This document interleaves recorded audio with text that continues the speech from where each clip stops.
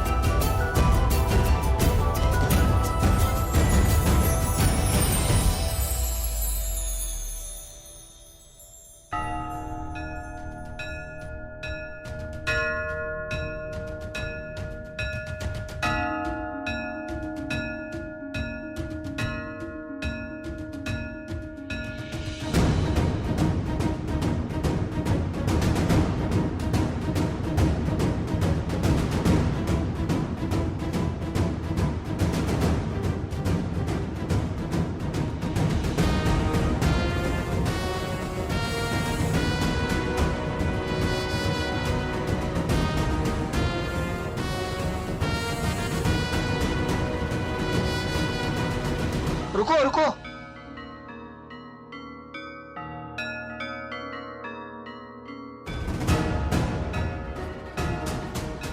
ये तो महादेव का प्रसाद है आपके लिए। इसे सहर्ष मन से आप स्वीकार कीजिए और अपने माथे लगाइए, कल्याण होगा। लीजिए।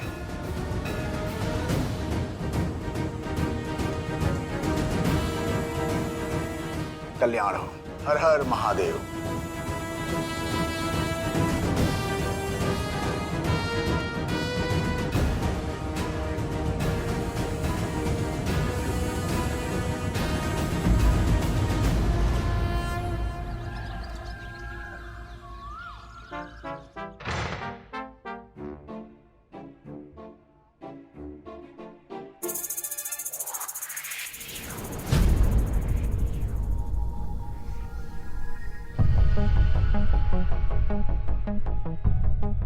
भोलेनाथ, ये क्या रिटर्न गिफ्ट दे दिए आप?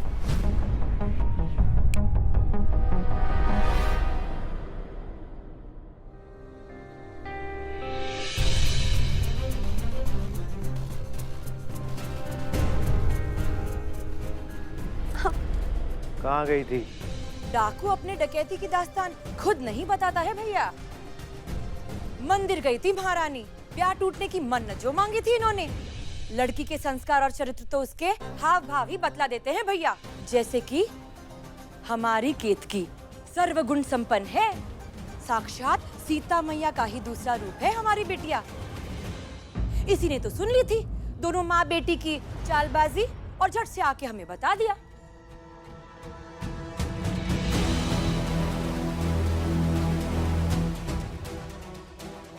एक मिनट, कान का झुमका भी दान करने की मन्नत मांगी थी का?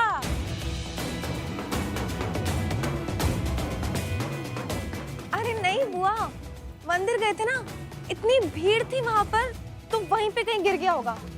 केतु बेटा एक बात तो बताओ, झुमका तो तुम भी पहनती हो पर तुम्हारा तो कभी नहीं गिरा।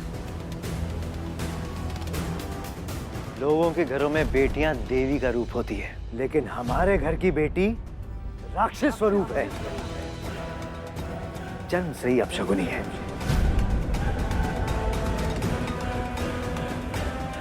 पहले अपनी मां को खा गई और अब हमारी बरसों की कमाई हुई इज्जत पर थूक रही है। अपशगुनी!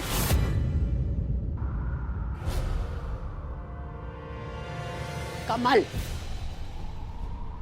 बच्चों को अगर सही गलत की समझ देनी हो तो विवेक से काम लो। उनके ऊपर हाथ उठाकर अपनी कमजोरी जताने की जरूरत नहीं है। वकालत करनी है ना अम्मा, तो उसकी करो जो उसके लायक है। जल्द से जल्द इस लड़की के हाथ पीले कर दो। अब तो इसकी परछाई भी मुझसे बर्दाश्त नहीं होती। हर हर महादेव।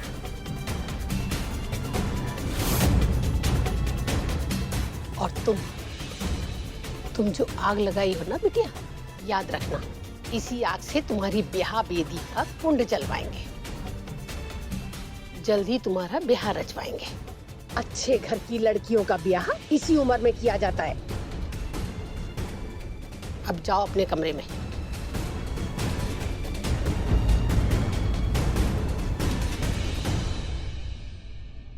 इसी साल तुम्हारी शादी होगी अनन्या, पर किसी और से नहीं बल्कि मन से। और फिर मन करेगा तुम्हारा शिकार और मुझे मिलेगी अपनी खोई हुई शक्ति वापस।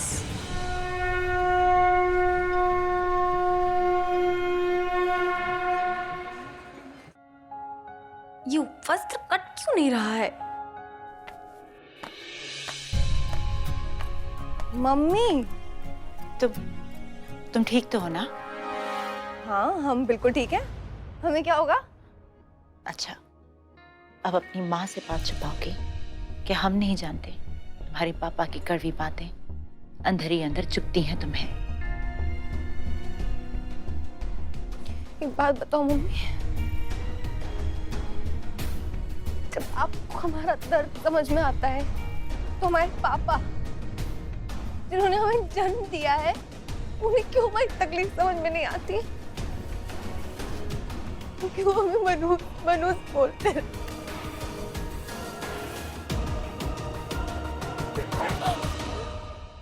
क्या हुआ? कुछ नहीं अनन्या, क्या हुआ? हमने कहा ना कुछ नहीं। घूमो, हम कह रहे हैं ना। अनन्या, मम्मी,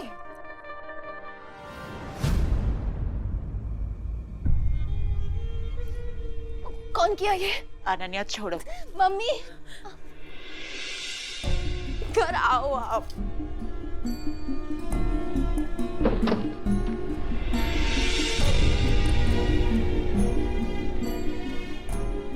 क्यों सहती हो इतना कुछ? शांत हो जा अनन्या, ये तो हमारा नसीब है।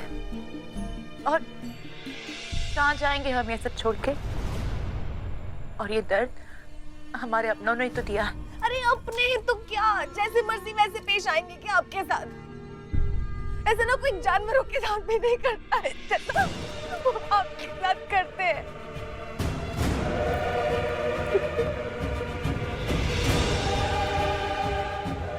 अब आपको कोई जरूरत नहीं कहीं जाने की, आप यहीं रहेंगे।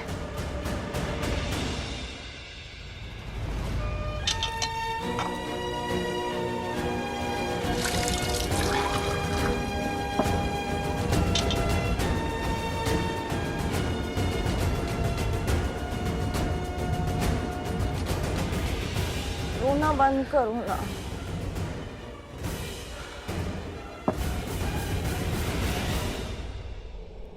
रोना बंद करो अभी।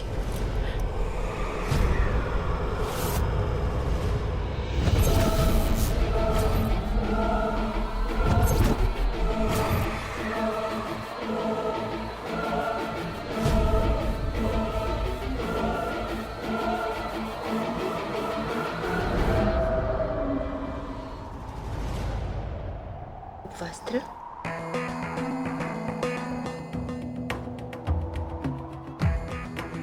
कहाँ गई थी तुम? किसी से मिली थी तुम? क्या मम्मी, आप भी ऐसी बातें करने लगी ना तो फिर तो हो ही चला। अरे मंदिर गए थे भाई, इतना भीड़ भाड़ का इलाका था, तो फंस गया होगा किसी का उपवस्त्र हमारे दुपट्टे में। इतना क्या टेंशन ले रही हो? ये फंसा नहीं है, बंधा है। हाँ तो की होगी किसी दिल फेंक आशिक ने मस्खरी। अरे हम कौन सा बिहार रचा के आ गए जो इतनी चिंता कर रही हो आप? मजाक में भी ऐसी बात मत करना अनन्या।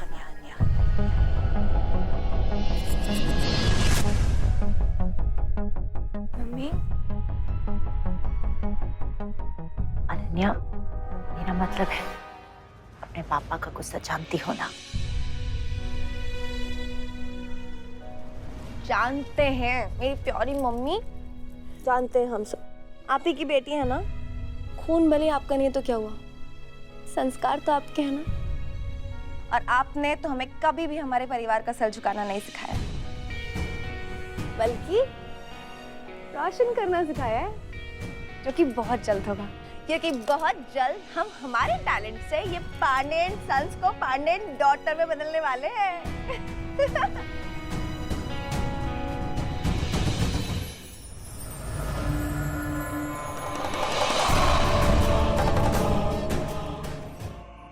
अनन्या बेटा, कौन से मंदिर गई थी?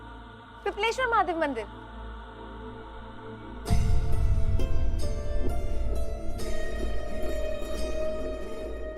लगता है वहां किसी ने भस्म आरती कराई है। पिपलेश्वर मंदिर।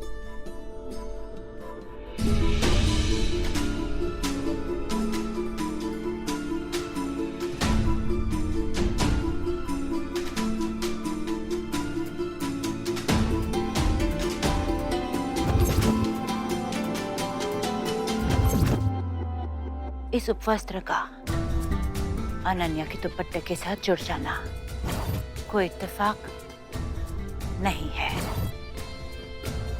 कुछ तो है इस उपवस्त्र में जो मुझे मन के होने का एहसास दिला रहा है। इसके पीछे जो भी वजह है, वो वजह मैं पता लगा कर रहूंगी।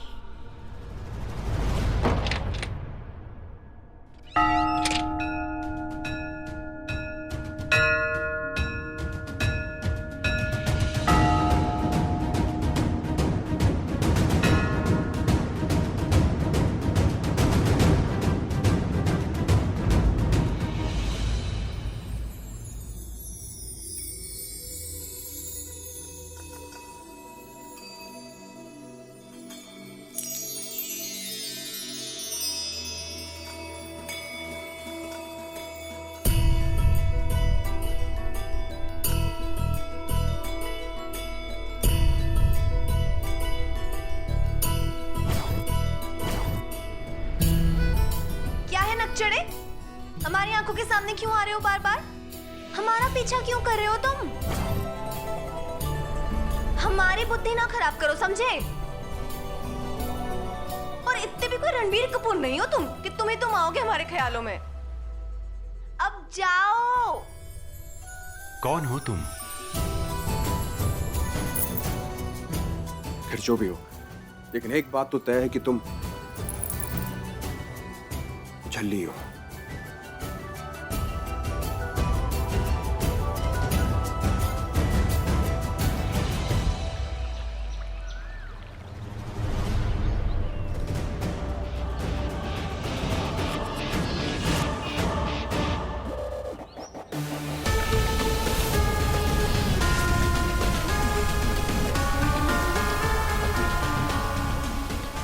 मन, तुम जहां कहीं भी हो, मैं तुम्हें ढूंढ ही लूंगी।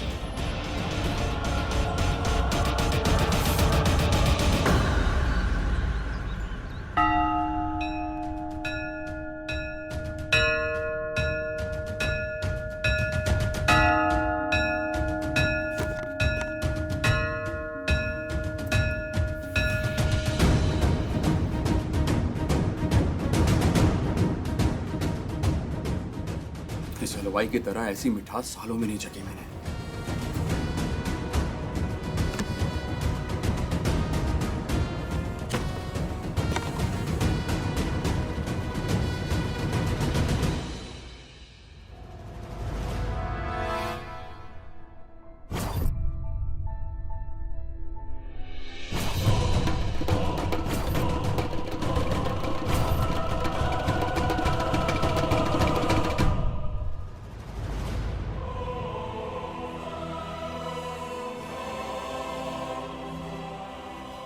ऐसा स्वाद तो मेरे रसगुल्ला के हाथ में था। और जिस इंसान ने मुझे मेरे बचपन से मेरी माँ की यादों से जोड़ दिया, उसे मिलना तो पड़ेगा।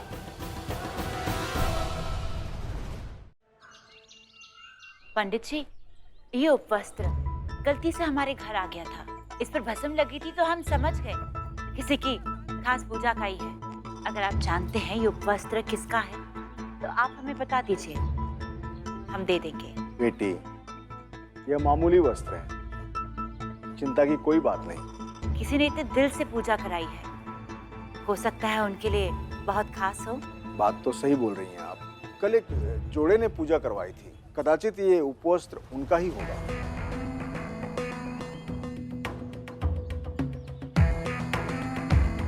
जोड़ा? क्या नाम था उनका? नाम तो मुझे याद नहीं है। याद करने की कोशिश करिए पंडित जी। संकल्प में क्या नाम बताया था? अरे हाँ, शायद उनका नाम शिव था।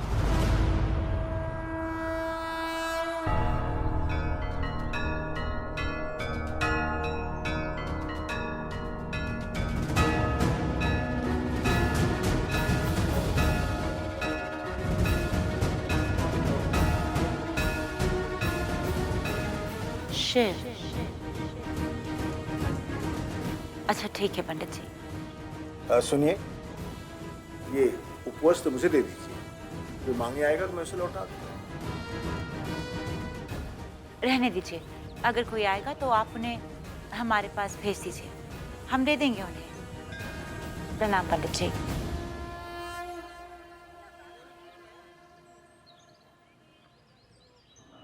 बच गए। ये वस्त्र मन का नहीं है, वरना मेरी तो आधी जान निकल गई थी ये सुनकर कि ये पूजा किसी जोड़े ने करवाई थी।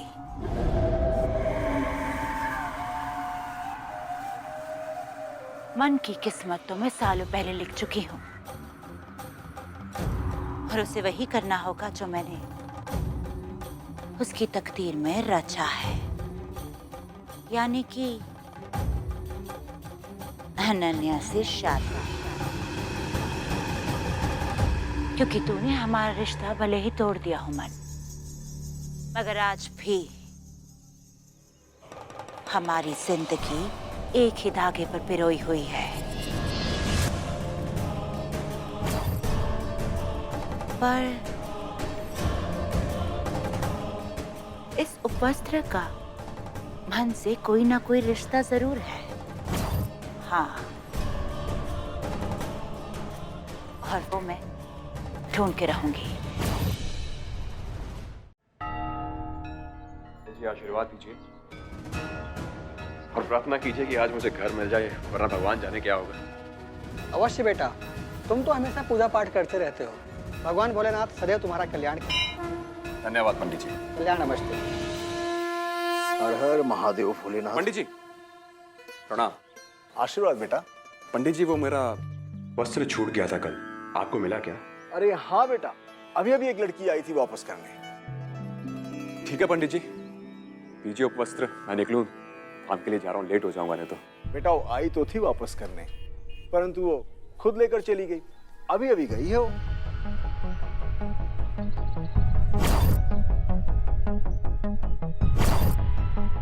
कहीं वो मिस श्यापा मेरा उपवस्त्र वापस करने तो नहीं आई थी? ठीक है पंडित जी, मुझे एक और बात जाननी थी आपसे। उस दिन वो झुमका कोई मांगने आया था क्या? वो झुमका? अरे वो तो महादेव का प्रसाद है तुम्हारे लिए, वो तुमसे कोई वापस नहीं लेगा। ठीक है पंडित जी, प्रणाम। आशीर्वाद।